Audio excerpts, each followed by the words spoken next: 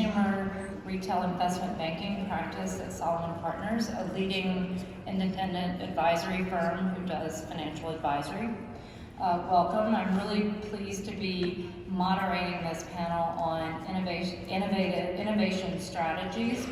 And we have a terrific panel that comes from a cross-section of industries, and I think you're going to find it really interesting. I'll do some level setting, and then we'll bring the panel up. I think when we look at this, some of the biggest names in retail and consumer are embracing innovation to address industry challenges, changing consumer preferences, consumer needs, as well as spending shifts dictated by changing demographics. Let us not forget that millennial spending power surpassed Gen X, unfortunate for me, in 2020, and millennials are the generation that purchase largely through digital channels. Gen Z consumers will represent the largest consumer segment worldwide by 2030, and not only do they have a new set of behaviors and preferences, but they influence prior generations. Consumer brands and retailers approach innovation in many ways. Let me see if I can make this thing work. Is it working?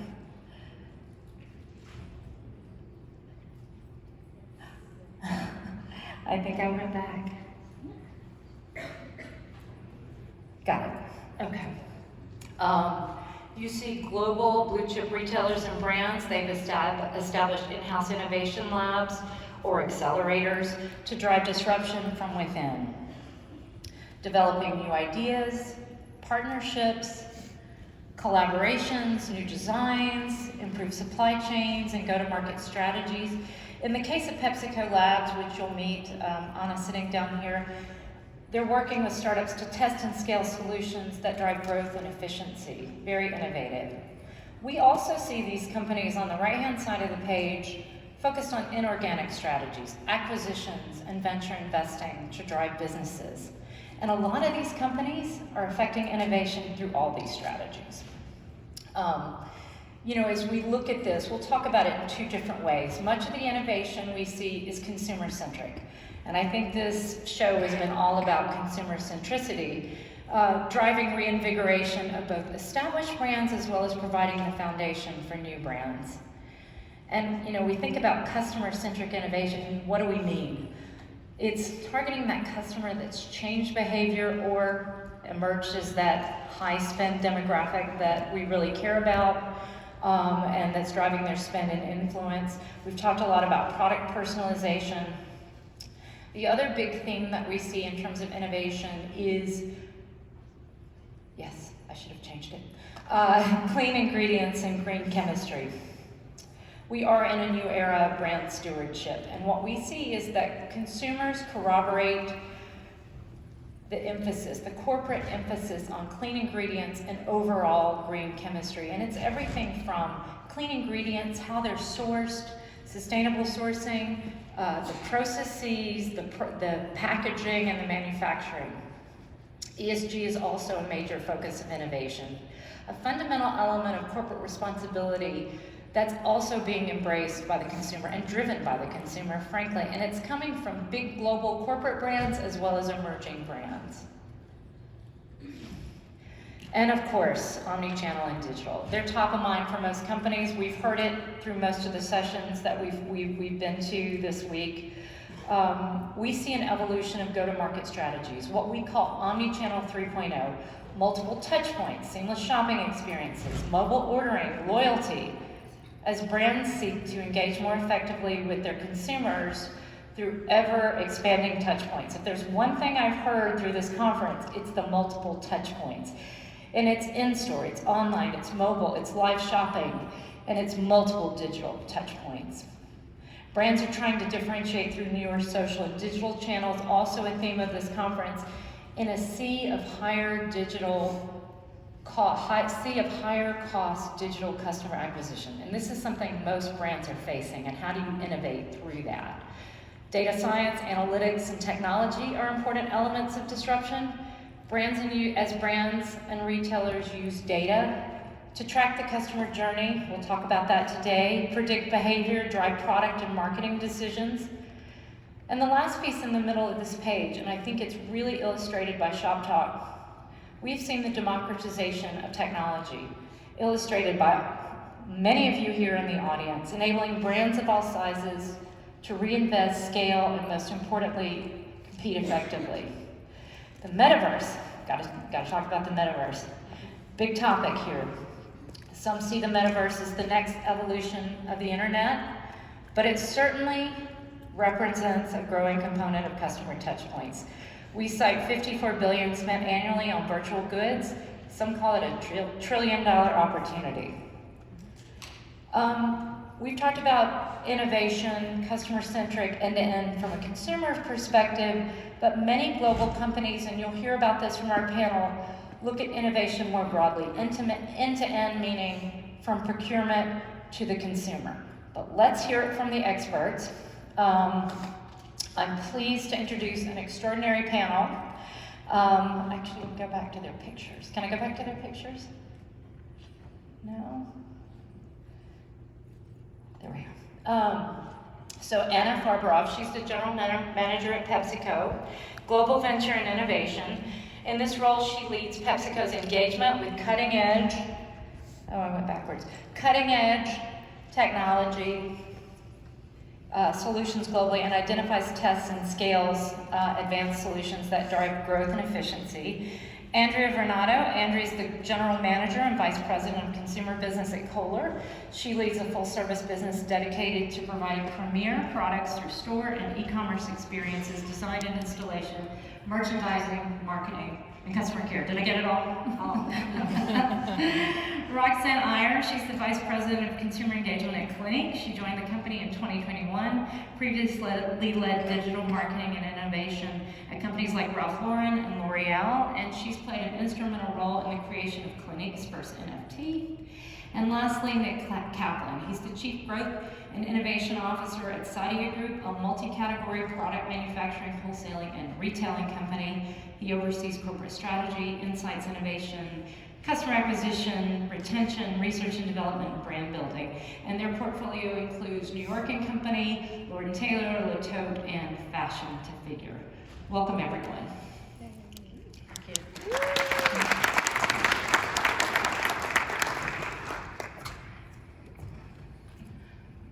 You all seem so far away. All right, I'll start with a softball. You know, I think when you think about innovation, you know, and changing things, it's about change within organizations. What are the best practices for fostering innovation within your organization? What have you seen? What has been successful? I'll start with you, Anna. Okay, so I go first. Hi everybody. There's a lot of lights. So I think probably for any innovation organization, it's critical to understand how you can get integrated in the business, because there's always the risk of being this kind of external ivory tower, cool innovation team, right? We are a cool team. We are the coolest team. But still, you know, cool only lasts for so long. You need to show value, you need to show results, and the only way to do that is if you are a core pillar of the organization, right? You need to work with the business, understand what the business needs, understand how this can be executed, and just not, you know, avoid from being the fluff, shiny toy. Andrea? So I'll take a different approach right off the bat and say, really it occurs in every single area of the business. If I think about the teams that we have around customer care, our frontline associates, marketing, they are all seeing different things from a different perspective from the conversations that they're having. And so it's important to make sure that in every single division, we know that they should be bringing forth these new ideas to a central hub, to their leader, and finding a place for that. And so I really think that to foster that best practice of innovation, it's creating that space so that everyone in the organization knows that there's a place where they can bring this new disruptive idea that you might not see from your ivory tower. Got it. Oh yeah, I'd love to add to that. I think it's two things in my perspective. At Clinique, we work in a marketing digital team, right? And when you think about innovation, those are the first teams to get upskilled. And so all of the priority in terms of learning and sending them to conferences and making sure they're at the forefront of innovation is so focused sometimes on marketing and digital. And I found that if you can get, I think to what both of you are saying, the rest of the organization with you, and to me, I found that the catalysts for this are your HR, procurement, finance, IT teams, the teams that can really help you move as fast as you can through the organization when you're thinking about innovation. So our priority is to focus on making sure that we upskill the entire organization if we're truly going to be innovation first and a leader in this space. I think the second thing for me is that idea that innovation can come from everywhere. We have innovation hubs at Estee Lauder. We do not have one at Clinique, so we count on our corporate partners to help us with that.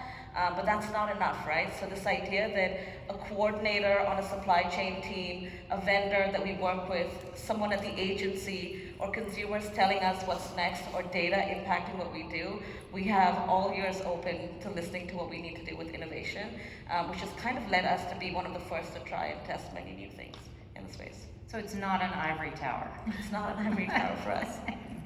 Nick? So we're sort of the antithetical ivory tower. We have a very flat organization.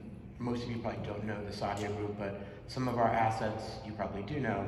So just by way of the process with which we're going through to take these really iconic brands and bring them forward is to then bring in our teams and create a very flat organization and sort of build on what you just said, Roxanne.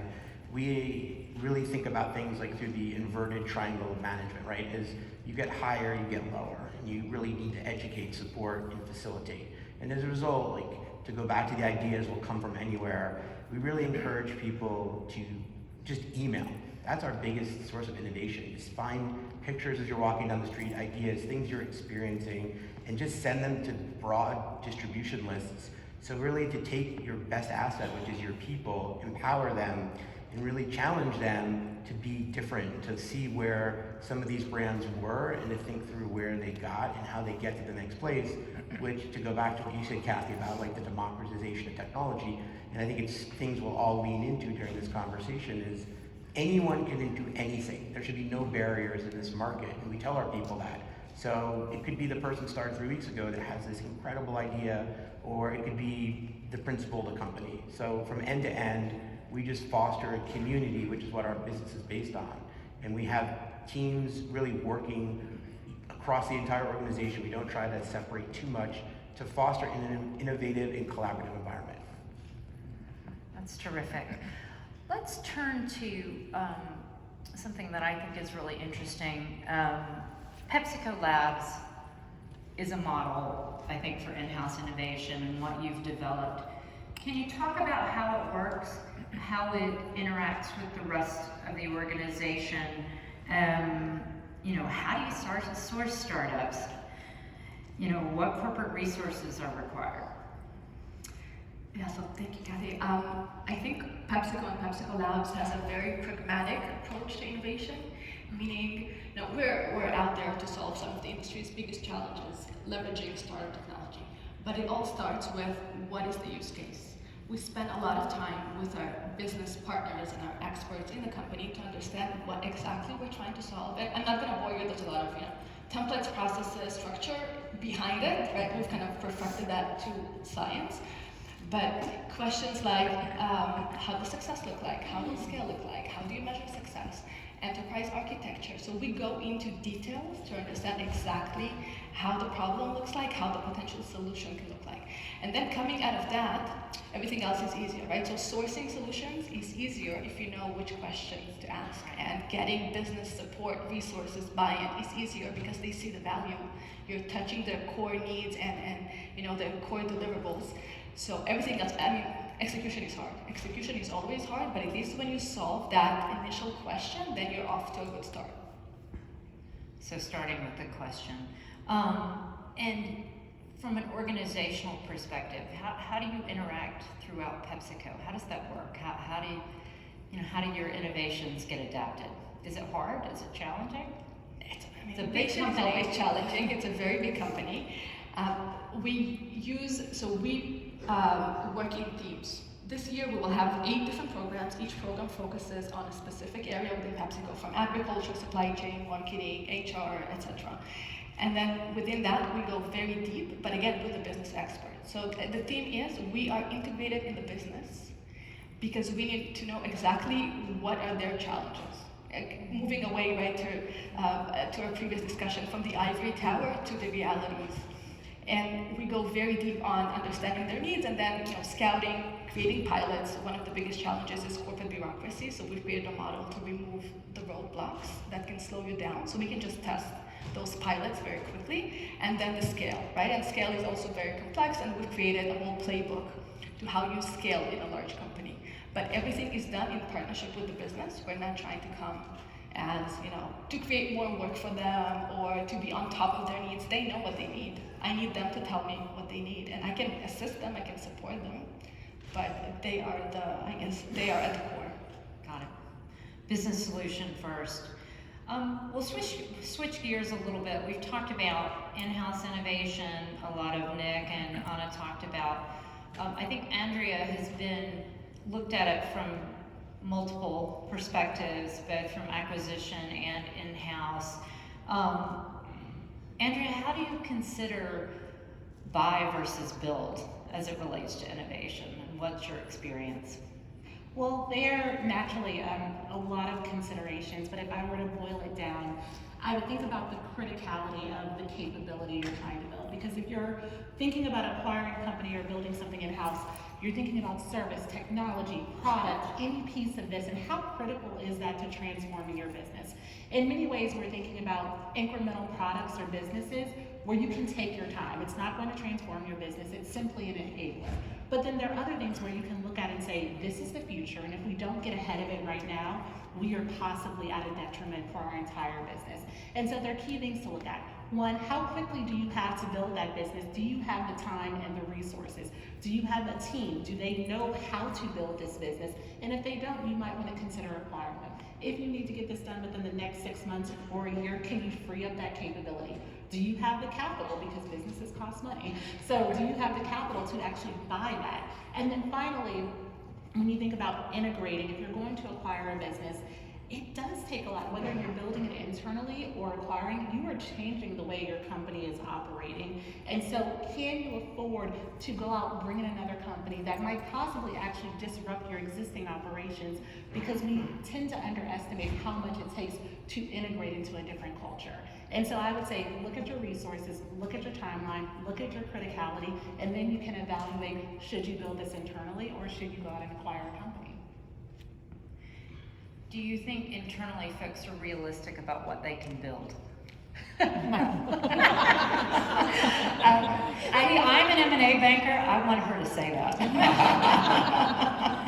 I think we are optimists, and we have incredibly talented teams, and there's only so much we can take on. What I know about most of the people in this room, there's probably no one in this room that's saying, oh, I have a lot of extra time to do this. Just give me a whole different project to work on. And so we have to think about, can we actually create that space? One of the things that I talk about with my teams is 5% projects, where we tend to say like, oh, we want to draw this business. Let's 5% of someone's time here, 5% of someone's time, and the next thing you know, they're spending only 40% of time on their actual job. And so if you're going to think about buying versus building internally, you will have to dedicate a team, give them the resource, give them the capability to truly succeed at that, or consider going external to do so.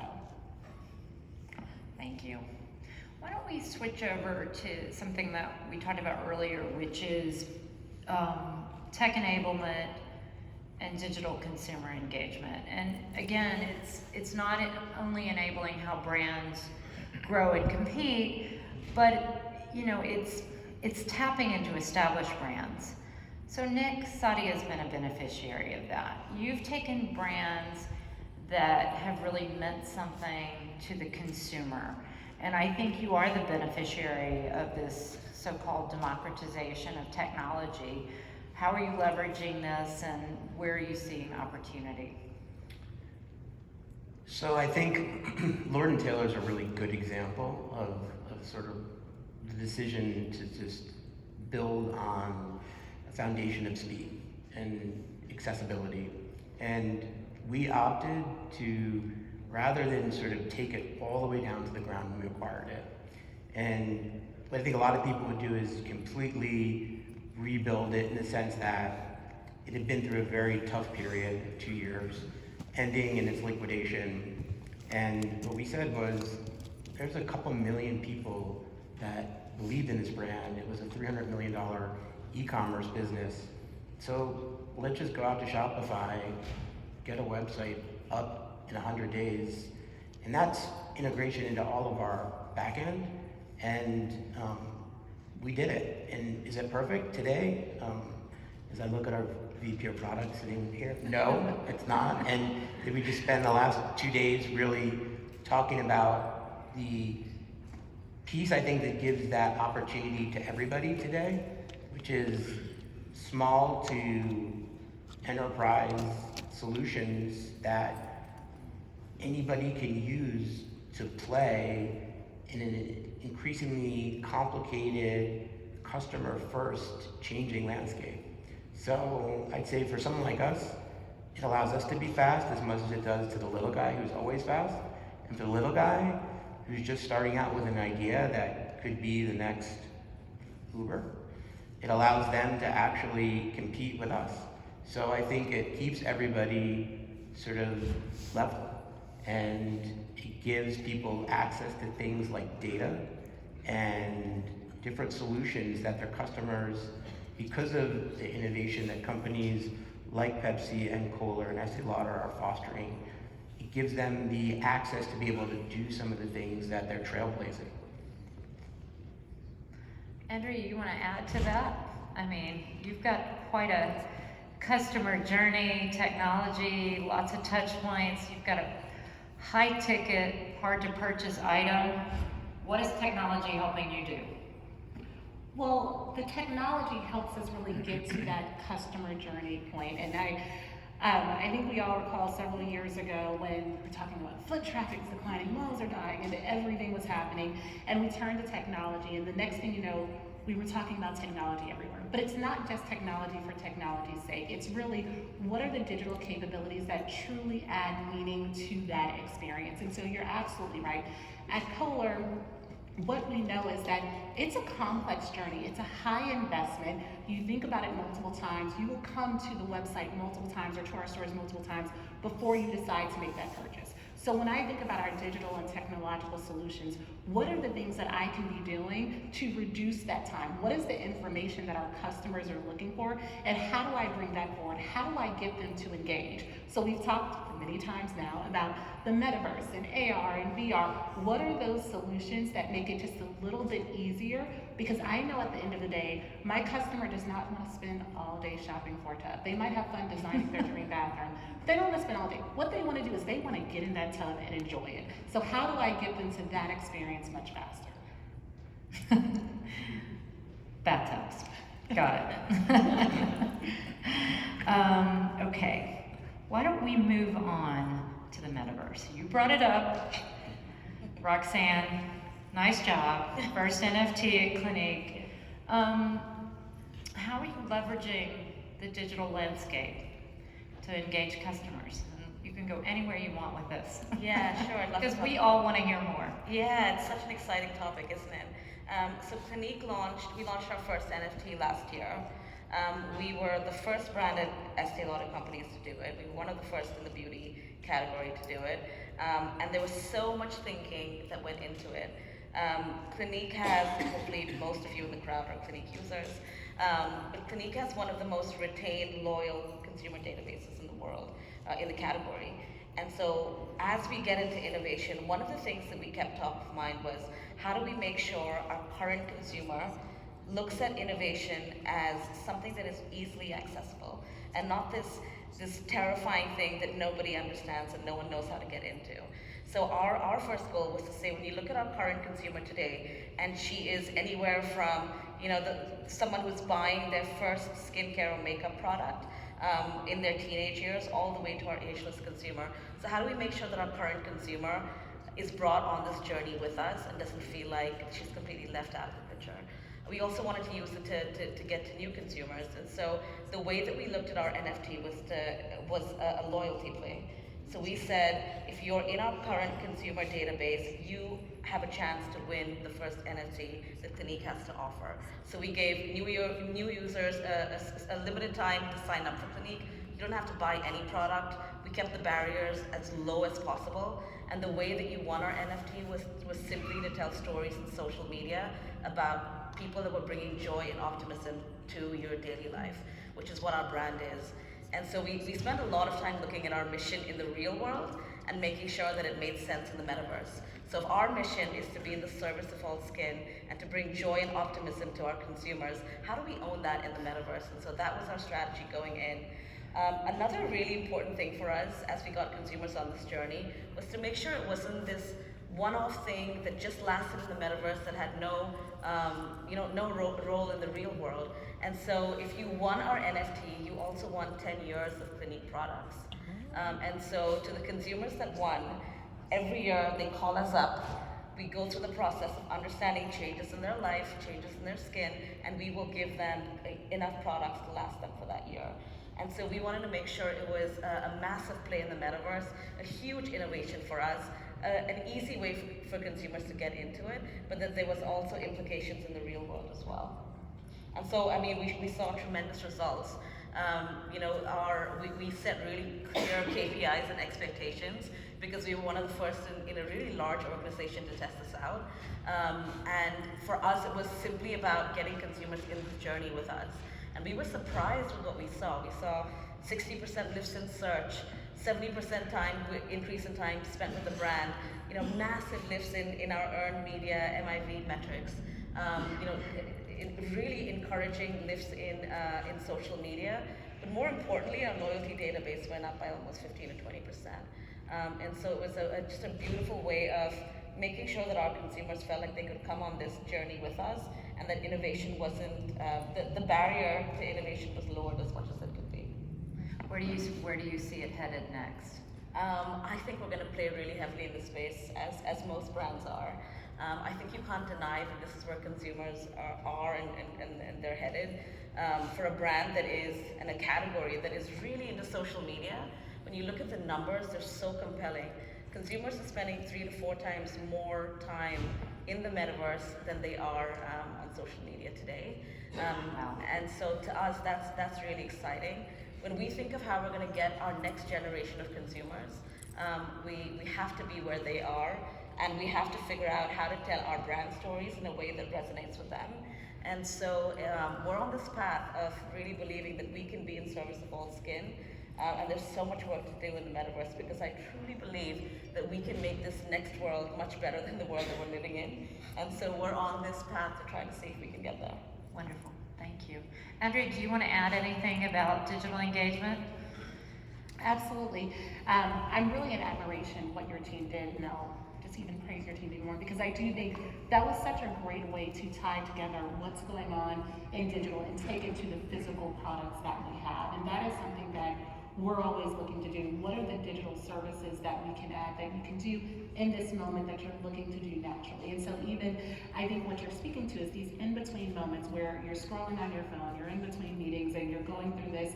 What are those quick engagement ways? And so we have our design services, our installation services, things you can do very quickly in moment from a digital perspective, that then when you get home and you have that investment of time, you've already started down that customer journey, and it will translate into the physical activity that you're trying to do.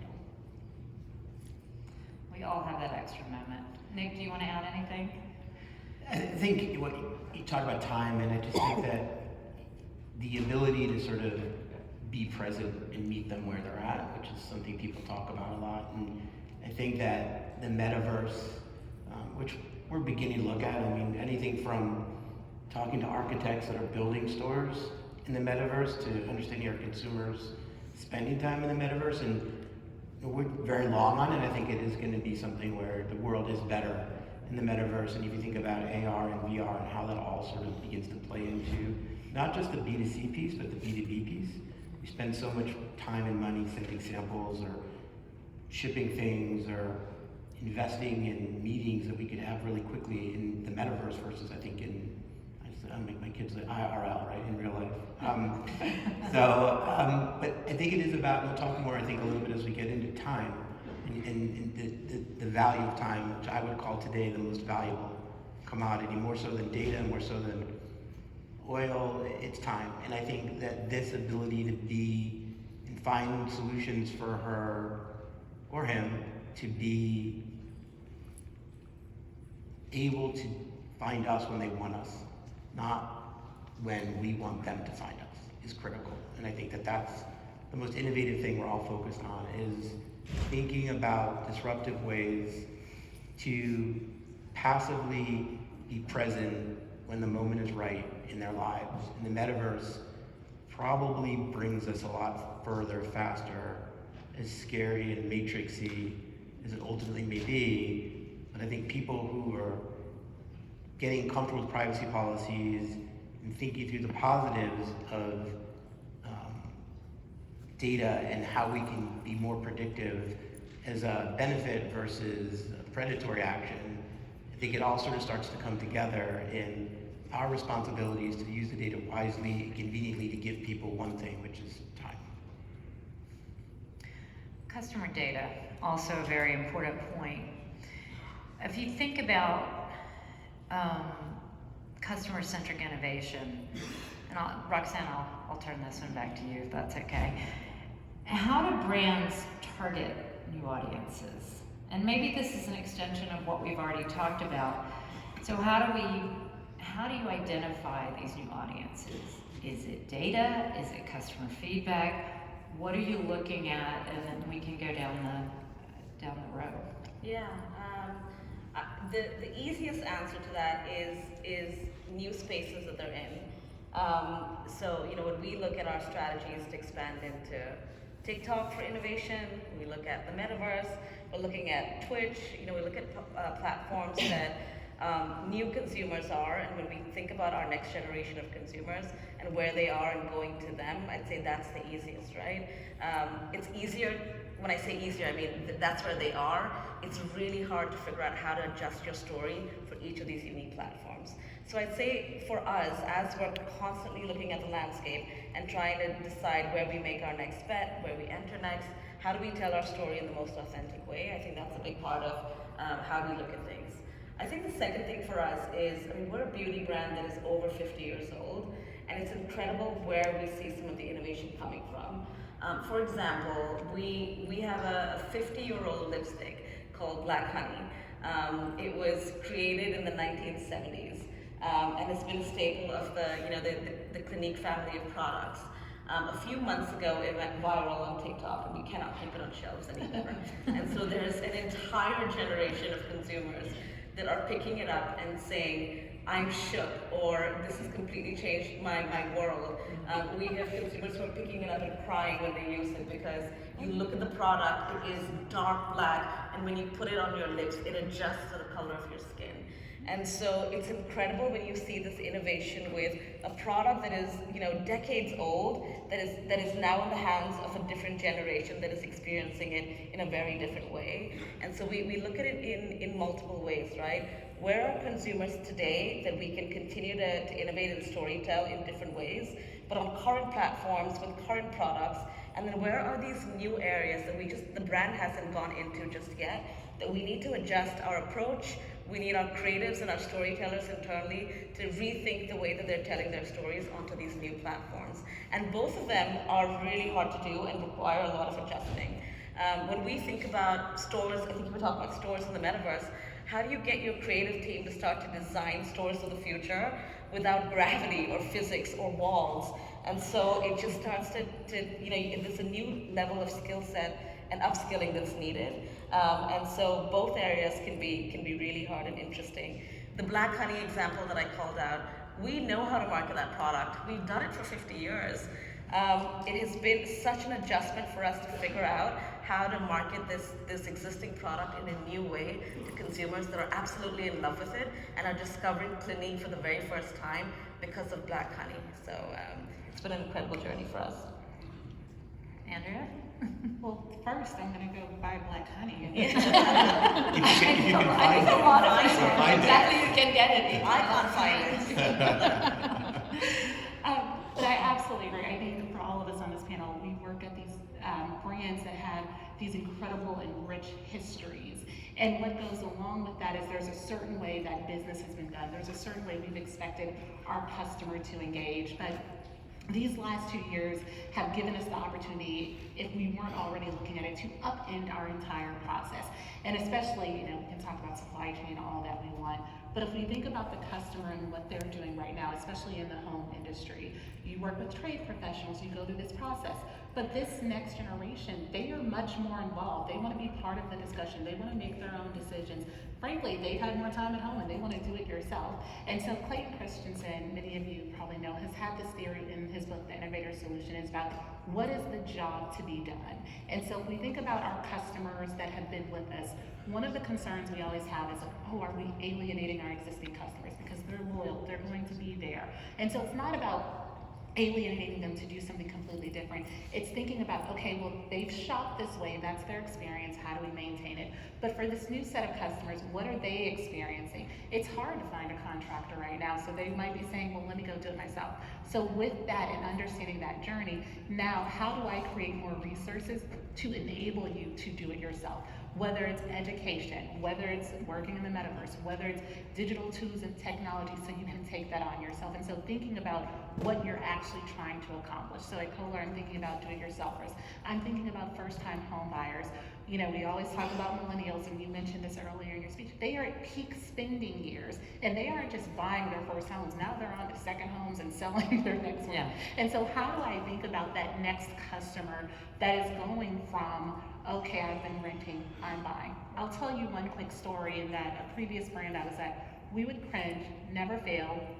Every summer, one intern would say, oh, I love being here. My mom loves this brand. And we would all just be like, oh.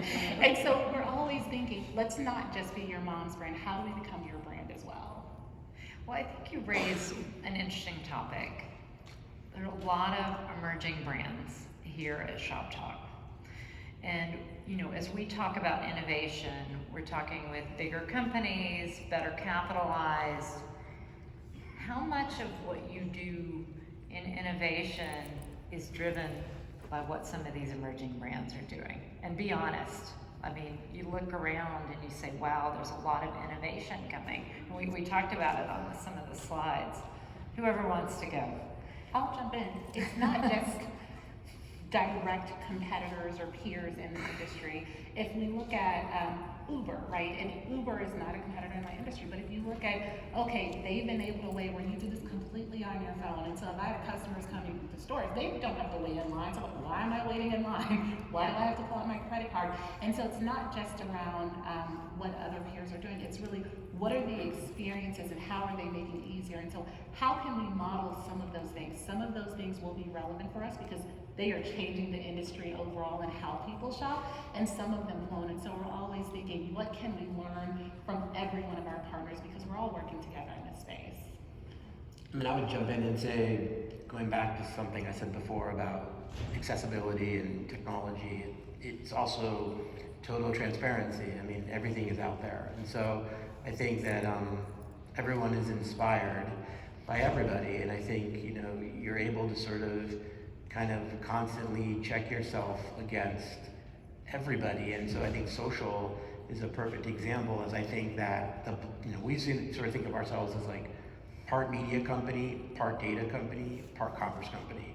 And so to go back to just chat about for a second the acquisition of customers and getting inspiration from people as to how to best do that, we use data, it's there, it sort of is a validation, but it's also a total unknown. And to go back to the Black Honey example, right, when lightning strikes, which is why you foster creativity and you never know who's going to be the person that inspires the next Fashion Nova, right, to use something that everyone's doing, but in a little bit of a different way, to be in 5 years $1 billion business.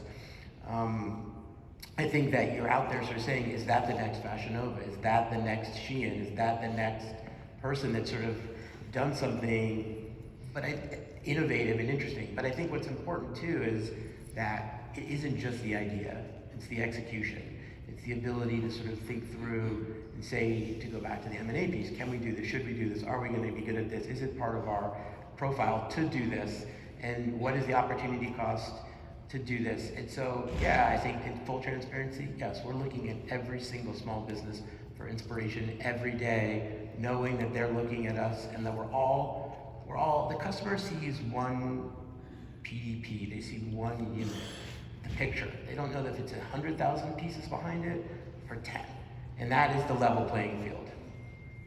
I think the lesson, at least from what I hear from us kind of established brands, is that we need to stay consumer-centric, and we all like to say that we are consumer-centric, but to make sure that we are agile enough as well to follow the consumer needs, right? Some metaverse and some kind of great examples on being more flexible in store versus, the Uber experience. So as long as we remain consumer-centric and we are able to change our operations, which is not easy, but to adjust to the new reality, the new needs of the consumer, then we'll be in good shape. So even the more established brands will be able to adjust and provide the same experience. I mean, it's easy to say, I guess it's harder to do. It's very challenging to do, but this is where we should all start. But I'll just say one more thing, which is like inspiration for small brands. The thing that separates most small brands from large brands is time. We're just 20 or 30 or 40 years beyond. The Shopify thing, which is something that we're really struggling with, it's like, we could all wind up being on the same platform, the same ecosystem. We have some supply chain advantages because we buy more, but the global sourcing issues are affecting us all. So I think that I'd be inspired to go back 20 years or more to be an entrepreneur again and sort of be there, because there's nothing that really separates the small versus the big, but Right. awareness and time. Right. I agree with that. We talked about data. Let's spend a few minutes on data. How are you leveraging data in your organization to predict trends, to track results? Let's just talk about data generally and how that factors into your innovation strategies. Anna, we can start with you. So you remember, right? Practical approach. And like Adriana said, it's not tech for the sake of tech or data for the sake of data. It's what are the actions I want to influence, what are the decisions that I want to drive, right? So where do we start? It's not about the most sophisticated model that I can create. And a lot of times, I can give you an example that wasn't a successful one, right? Where we've used a lot of internal, external data to analyze our routes. And we found a way that we can optimize the routes and save, a lot of resources and make everything more efficient. But the reality back then 4 years ago was that we were not ready to move to dynamic routing versus fixed routing, right? So we had those amazing insights. We knew there's a lot of potential, but the reality did not allow us to implement them. So I think we had many successful approaches after and many kind of scaled use cases, but I think this one taught us really to understand what the reality in the field allows us to do versus just dreaming in a perfect universe. Can I add to that? I was just going to say that when it comes to beauty, our category is so highly competitive that by the time you start to predict a trend, every single competitor is doing the same thing, right? It's such a trend-driven category. So to us, what's really interesting is those weak signals. Before they're a massive trend, but the really weak signals in the market that no one's paying attention to, that we want to try and test into. And so it's this balance of like data and predictions, which I think is absolutely critical. But for us in our category, we know that once we get into that space, and we can predict a trend and we're about to go into it, we know that every competitor is out there with us. They can move with speed. We have a number of really big competitors at the same size as us, but there's a ton of really small beauty brands that again move faster, more socially first, digital at the heart of what they do, that are able to move at the same pace. And so for us, it's those weak signals where no one's really certain do they go into it or not. It's kind of the conversations we had when we were getting into the metaverse. There wasn't the scale, there wasn't enough consumer data. We were getting, because it's not an established category, to us, what's exciting is those feeble signs that maybe we should start to test. Sometimes it pays off, and sometimes it's a good old test and learn. Yeah, it's the emerging data trend. Yeah. It's also again, accessibility. I mean, I'll keep preaching that, but from the customer perspective, there are now solutions that roll up, CRM, CDP, ESP, SMS, push, personalization to create what 10 years ago were all these silos now are one.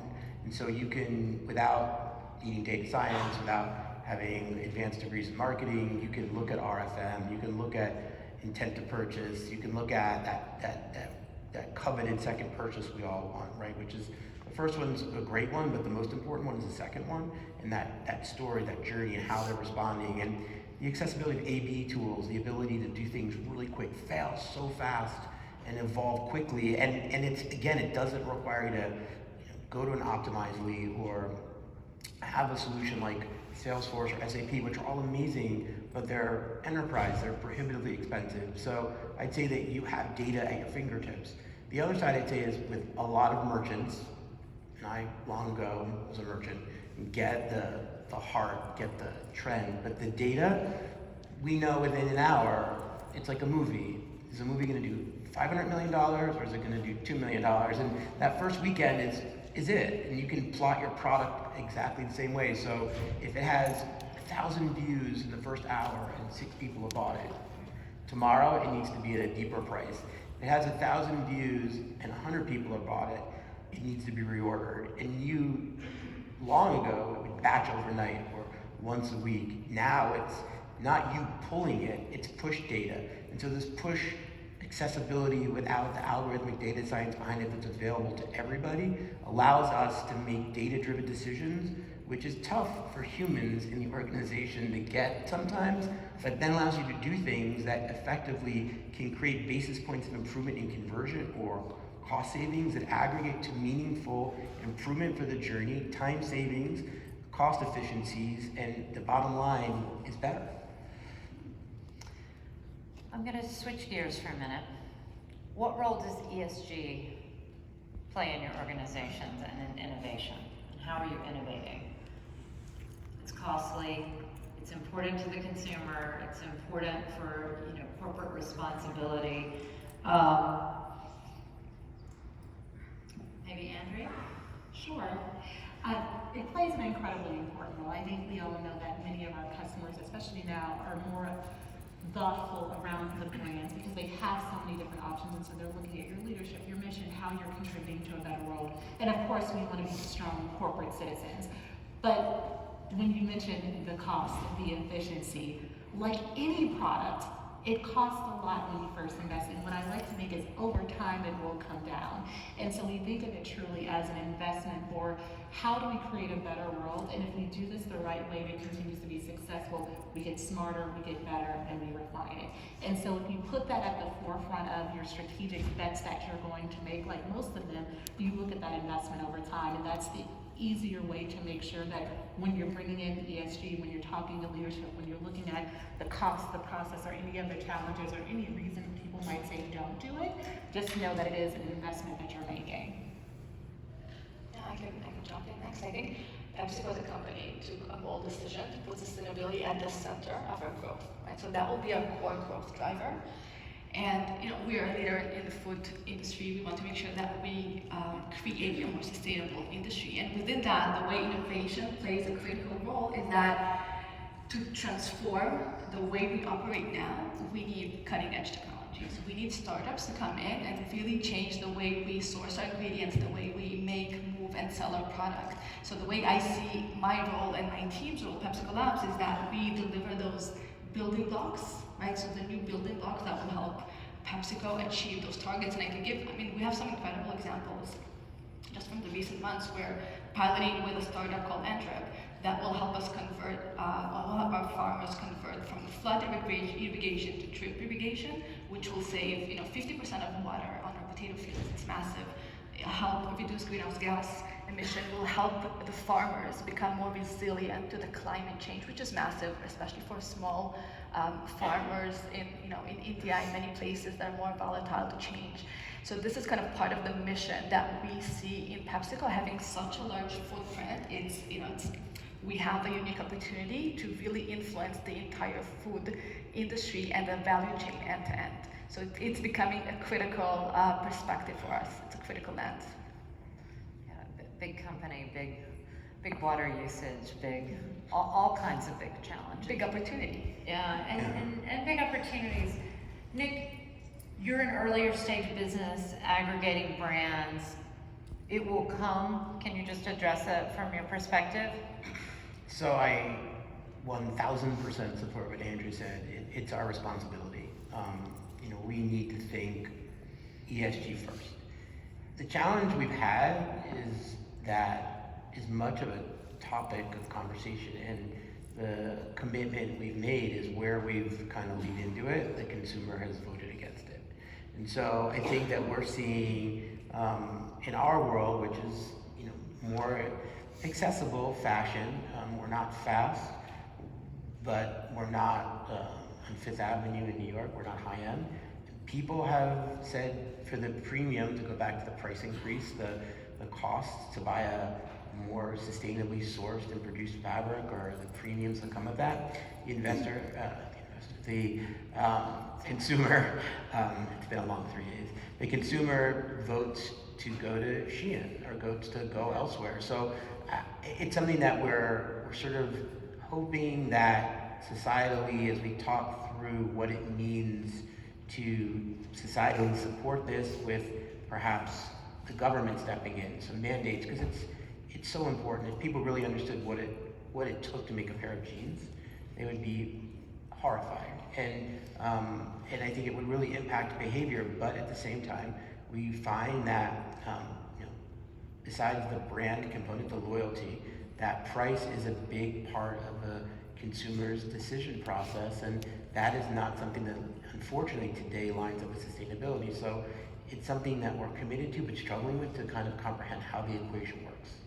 Understood. I'm going to shift gears. I don't know how much time we have left, but let's talk, we talk about innovation strategies. I think everybody wants to hear, where has it not worked and why? What went wrong? And do we have examples? Yes. I'll start whenever, whoever wants to start. I think we can break it down. It goes wrong all the time. It always goes wrong, right? Things are very different when you plan them, and compared to the realities. I can give you an example, just live. Now we have a solution, so a smart equipment, a cooler basically, that we are now piloting in 100 stores in Poland, right? So it's a cooler that will tell us real-time inventory, engagements with our shoppers, are we in the right location, etc. Right? Very, kind of a lot of value for us as a food and bev company. We've planned this out perfectly in the lab, right? We knew exactly how the planogram's going to look like, how everything's going to work. We've tested it for months, and then we hit the store. The equipment was not the equipment we planned for, if it was even there. Some coolers we discovered are not in store. They just disappeared. And then the product is different, because the salesperson aspires for the perfect planogram, but in reality, sometimes he needs to make choices, and sometimes he puts products on top, so the equipment doesn't see what it needs to see, right? So I think things, to sum it up, things always go wrong. Don't expect it to be perfect. It's about how you pick up, how you're agile enough to move on, and how do you pivot, like a startup, right? You always need to pivot, and you always need to be agile and just move on to the next thing, right? And course correct all the time. We have to have a fail fast culture to be innovative, and so I'd say our biggest failure will be our biggest success in that sense. So we've experimented with live, and it's been terrible. And so, but again, I think from an innovative perspective, there's company, and again, we're all in it together, right? Like we all have to make the consumer happy, and so Firework is definitely the person you should check out for live. We met with them last night, and I said to them, like, if we're not live with this in 2 weeks, like, we have failed. And that's like what you can do. And so I think that by kind of stepping out, saying it's not just a Facebook Live that's going to make, or we've done it with beauty, and it just is like, it needs to be a little bit of theater, but it needs to be well done. So I'd say that live has been really challenging, but I think it's going to be incredibly important for us. And so our biggest failure at Sadia will wind up, in my opinion, if I'm half good at my job, our biggest success the next year. I think we've all had our fair share of products that just didn't work out. And where I think, in my experience, some of the learnings have been is, are you realistic about your KPIs? I think, you can say at a high level, yes, we want every single product, every single new thing to be the #1 revenue driver. But sometimes it's about brand awareness. Sometimes it's just about getting that new customer to see your brand, to see your product, and then 6 months from now when they're thinking about doing something different because they've seen you before. And so one of the learnings that we take is, what are our real KPIs? And let's be honest, if we know that this is not going to drive a lot of sales, but it's going to drive a lot of awareness, that's great. That can still be a win, but let's be honest about what we want to get out of this experience. And so I think that the learnings become around, what are your realistic KPIs? Don't just say because you want to do this product that it's going to sell right out the gate tomorrow, no marketing, it's just going to go on its own. You have to tell customers it's there, and we have to work very hard for these customers. And so I think there's always the opportunity to better plan into how are you going to look at this over the long term. Yeah, I love that. I think KPI setting is definitely just the setting of expectations. I think to add what you were saying, to us, failure to us is a community that just isn't engaged. And so when we look at what we do in terms of innovation, is your consumer on that journey with you.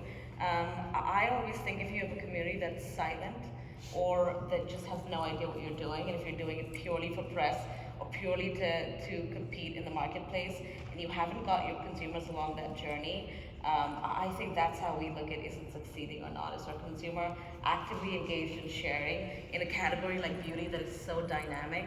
So we're always watchful for those silent communities that are either looking at us and saying, I have no idea what this is and I don't understand it, or just don't notice something that's happening, which internally might be positioned as a great big innovation. And if you haven't positioned it the right way and haven't figured out how you're going to talk and explain it to your consumer, to us, that's an area that we're always watching for. Got it. I think we have 1 minute left. One question from the audience. Yeah, go ahead. Hey, great to hear from all of you. How much time would you allot to an innovation before you scrap this? No, it's not going to work. How much time? Yes, so once you start work experimenting and say yes or no, how much time would you allot? Well, so I'll give you a quick answer. It's really those milestones. So there's no like magic number. It's really, what do you need to accomplish by month 1 or month 2 to say, should you continue that investment? And so what are the milestones point by point where you make these go, no-go decisions to decide whether to keep going to the next stage? But every minute of your day is a cost-benefit analysis. So, my advice would be, like, fail fast, decide fast, move fast. Yeah, I couldn't. And it doesn't get better. One more? So I have a quick question for Anna. Can you hear me? Or? Yeah. Yeah. Okay. So I know you spoke about. Just want to make sure I get that. So that's fine. Okay. So you spoke about how unsuccessful, maybe projects that teaches you a lot in terms of making sure your business is ready rather than your data. So and I've seen that in many cases. I work with a lot of customers, and so I was wondering if you had any advice on how do you draw that line? How quickly, can you get insights to whether the business is ready rather than the data readiness? If that makes sense. So I think probably if I had to go back to that project that I was talking about, is I would do a better due diligence with the team on the ground to what are my options of execution, right? Because in reality, it sounded like a good idea, or at least in theory, it sounded like a good idea. In reality, the business's priorities were elsewhere. Now, things change quickly, and I think we are there now, so we're coming back to the same insights. It's been 4 years since. But I think staying very connected to what is possible and what is not possible in the reality of the go-to-market, right, of the field operations. So that is kind of the key takeout. So I should have done a better due diligence in the initial phase of the pilot. Thank you. I think we're out of time. Thank you all. It's a Thank complicated world, and you all are doing amazing jobs, and I think we've all learned a lot, so thank you very much. Thank you. Okay.